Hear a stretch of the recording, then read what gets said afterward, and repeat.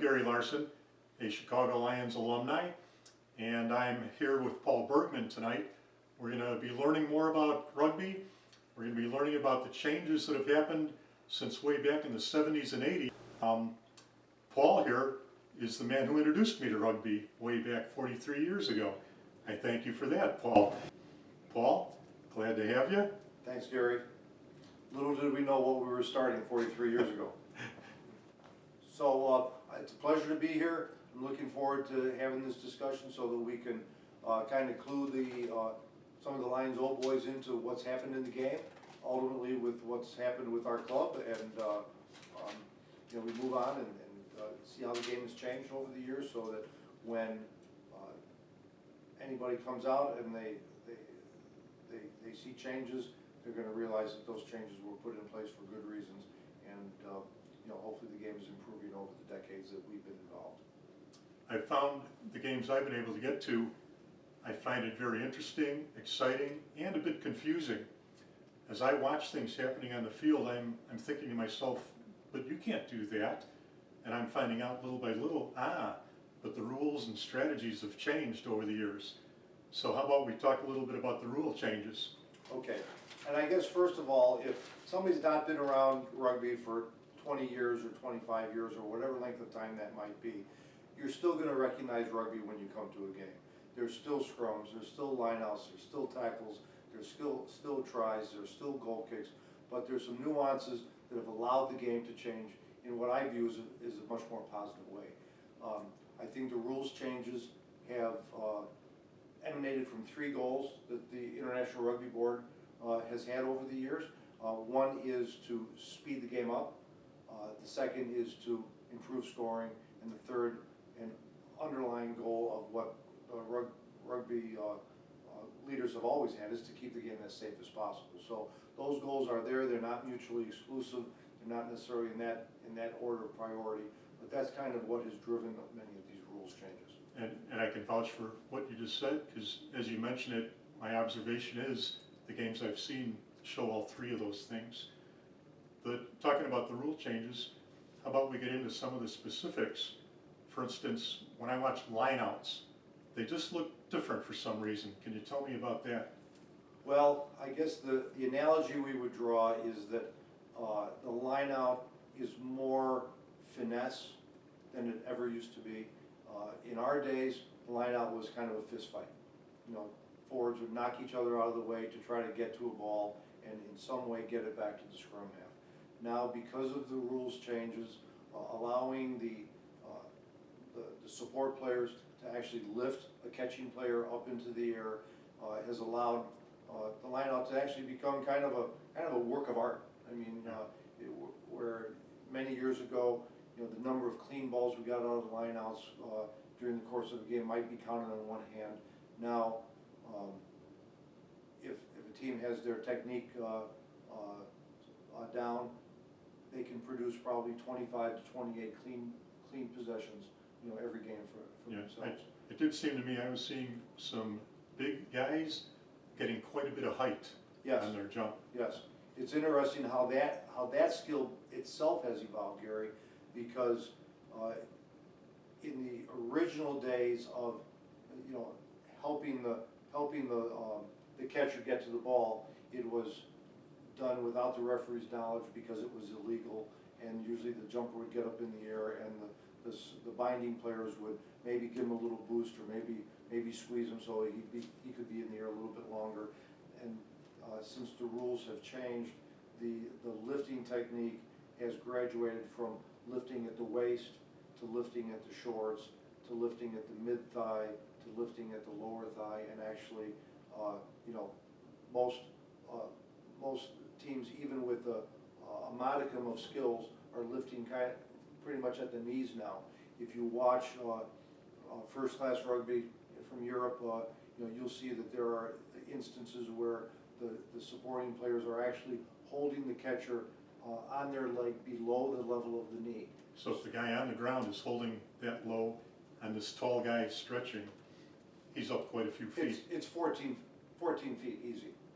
Amazing. And there's still some movement, not as much movement as there was at one point, but, you know, we're finding that there are skills and techniques and line-out strategies that can put a lifted player in the clear so that the only thing he's got to do is catch the ball and direct it to the scrum half. So it allows much cleaner possession and more balls that can be run, you know, into a back line where some attack can be made. Sounds like it keeps the ball moving. It certainly appears to. Yeah. Also, you mentioned quite a bit about one of the main principles for the rule changes is safety. How about the set scrums?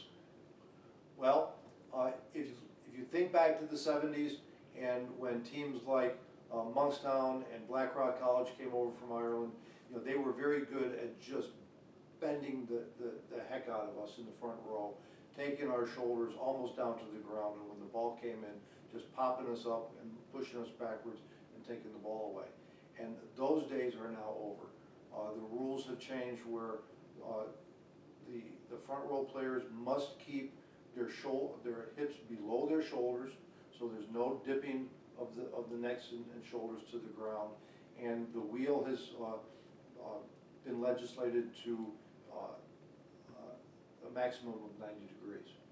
So some of the situations that would occur where there have been some accidents that have led to severely injured players have hopefully been legislated out of the game, and hopefully, you know, the statistics would show that that in fact has been the case.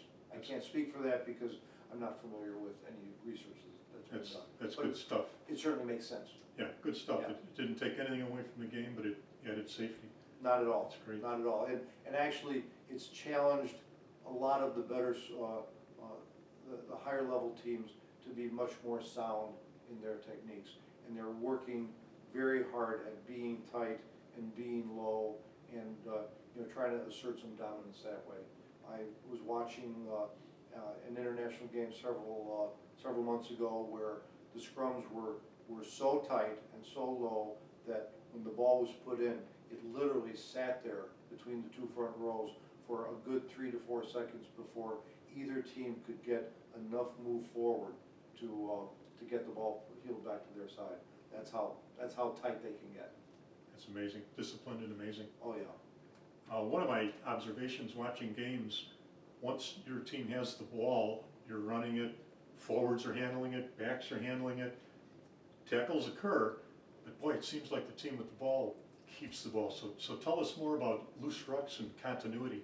Well, continuity has a relatively new term. It's called the phase. So when we talk about going through phases, we're talking about recycling the ball or winning the ball back in contact. You know, in our days, there was a tackle. The player who got tackled would try to get him go to ground position to the point where he could release the ball to his side. In our day, the rule was you had to release the ball immediately. So if you were tackled and turned to face the other team, you had to release it, and the other team had the advantage to get that ball. Now, the rules changes have allowed the ball carrier the ability to make a move to put the ball back onto his side, so that it's much easier for the attacking team to recycle or ruck the ball out the way we used to call it. And the skill development has evolved to the point where all the players on the team are trained to be able to function in the contact area. There's a school of thought that follows the cliche, all players, all skills. So once the scrum or the line out is over and open play takes place, all players need to do all the things that are necessary to play the game. They need to run, they need to tackle, they need to pass, they need to catch, and certainly they need to recycle. Yeah, that makes a lot of sense, and believe me, you see it when you go out to a game. When you see what used to be a three-quarter line, you see second rows and you see props and you see backs. Everybody's ready to do every function. Yes, absolutely. And at the highest level, you will see some of the what used to be called the Super 12 teams. Now they're just called the Super teams, which are the select sides, the provincial sides down in the southern hemisphere, when they play their annual tournament and many of the international games, you will see them going, 25, 27, 30 phases before a play breaks down. So there's that many consecutive tackles and recycles that an attacking team can have. Teams are getting very skilled at it, individual players are getting very skilled at it, and it's why when you watch the highest level of rugby, once the scrum is over, you're seeing the players function very much the same. Yeah, excellent. Back in the day, playing with the Lions, we always won the ball. So a back like myself didn't have to do a lot of tackling, but I did pride myself that when I had to tackle a guy, it felt so good to lift him off his feet and drive him into the ground. But I understand that's not allowable anymore. Not anymore.